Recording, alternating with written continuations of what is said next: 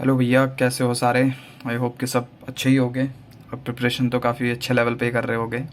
तो फाइनली कल SBI PO का मेंस भी हो चुका है। तो जो पेपर था बिल्कुल मतलब नेक्स्ट से भी नेक्स्ट लेवल का ही पेपर था, सही बताऊँ तो। मुझे तो ऐसे लगा बिल्कुल मतलब हालत टाइट हो गई बिल्कुल उस एग्ज़ाम को पेपर को देखते ही, है ना। तो पहले बात कर लेते हैं रीजनिंग की, ठीक है ना। रीजनिंग का मैं बता देता हूँ अपने अटेम्प्ट। रीजनिंग में तो देखो यार, मेरे तो इसमें 5 ही हो पाए। मैं तो क्रिटिकल रीजनिंग ही करी है मैंने इसमें, वो भी मतलब काफ़ी मतलब अच्छे से मतलब एक्यूरेसी मैंने रखी मैंने इसमें। क्योंकि मैं भाई साहब मैं रीजनिंग का खोला, मैंने कहा चलो मिसलेनियस ढूंढते हैं। मिसलेनियस एक नहीं मतलब 5-6 तो नहीं, मतलब होंगे 2-3 तो होंगे ही भाई साहब। बड़ी मुश्किल से एक मिला मिसलेनियस में, पजल का ही था वो, शायद फ्लैट फ्लोर वाले थे, ऐसा कुछ था।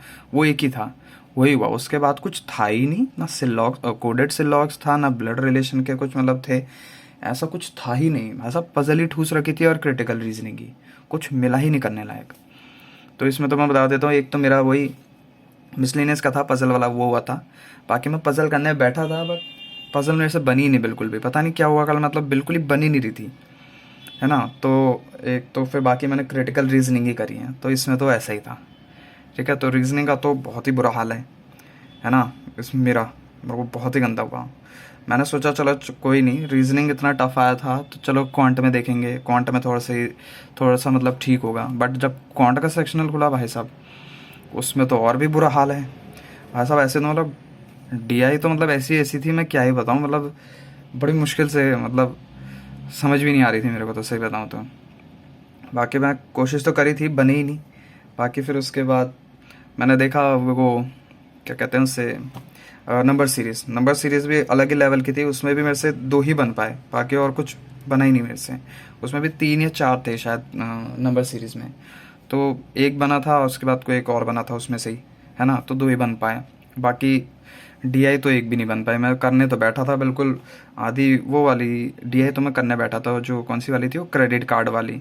उसमें उन्होंने स्टार्टिंग का बना, उसके बाद वो पता नहीं क्या ही पूछ रहा था, वो समझ में ही नहीं आया, ठीक है ना। तो मेरे से तो बना ही नहीं बिल्कुल भी। तो क्वांट में तो मेरे 2 ही अटैम्प्ट हैं, बिल्कुल भी अच्छे नहीं हैं, बहुत ही बेकार है भाई, क्या ही बताऊँ। फिर उसके बाद जो अगला था, अगला क्या था यार, हाँ जीए का। सोचा जीए का, तो भाई साहब जीए में तो और भी बुरा हाल रहता है। जीए में तो बहुत ही बुरा हाल है। इसमें मैंने टोटल जो अटैम्प्ट्स करे हैं 21 करे हैं। एक्यूरेसी मतलब है मतलब इतनी नहीं, मतलब 5 4 5 तो मैंने शायद तुक्के लगाए हैं, मतलब पढ़े हुए थे तो तुक्के लगाए थोड़े बहुत। बाकी इतने ही हैं मेरे इसमें अटैम्प्ट।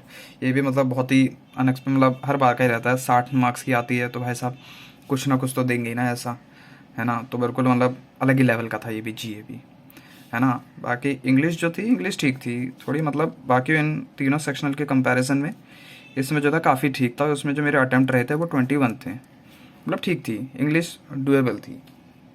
तो 21 ही मैं कर पाए, इस मतलब 21 भी ठीक थे। बाकी काफ़ी लेंदी, मतलब जो पैसेज आया होता ना, काफ़ी बड़े बड़े पैसेज थे। थोड़ा बहुत तो समझ में आ रहा था, बट पूरा नहीं आ पा रहा था, है ना।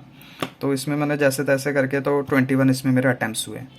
बाकी यही रहा मेरा इसमें। अब बाकी जो था, एक्यूरेसी भी मैंने इसमें रखी है अपनी, यहाँ तक है मतलब। देखो 1-2 तो गलत हो ही जाते हैं, बट बाकी अब देखो ज़्यादा तो नहीं होंगे इसमें से, जहाँ तक मुझे लग रहा है। बाकी तो यही था, है ना। अब इन सब में तो अब देख लेना कितने मार्क्स की हो रही है टोटल।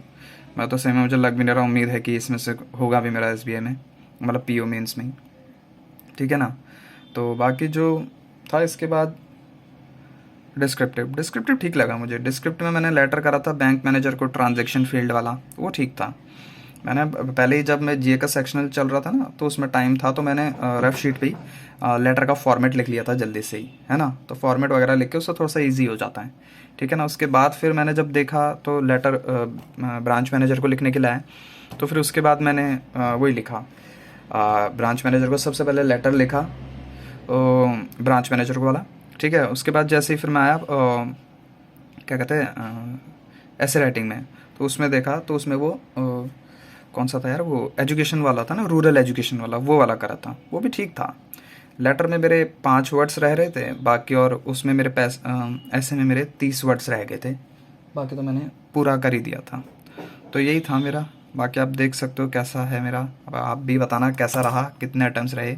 आई होप कि इससे तो अच्छी होंगे आप दोनों के इनमें तो, है ना। क्योंकि मेरा तो मतलब सही बता रहा हूँ बिल्कुल मेरे को तो लग नहीं रहा इसमें होगा, मेरा बिल्कुल हालत टाइट होगी मेरी तो इसमें। तो चलो वीडियो को ज़्यादा लंबी नहीं रखते हैं, एंड करते हैं। मिलते हैं अगली वीडियो में, तब तक के लिए बाय बाय।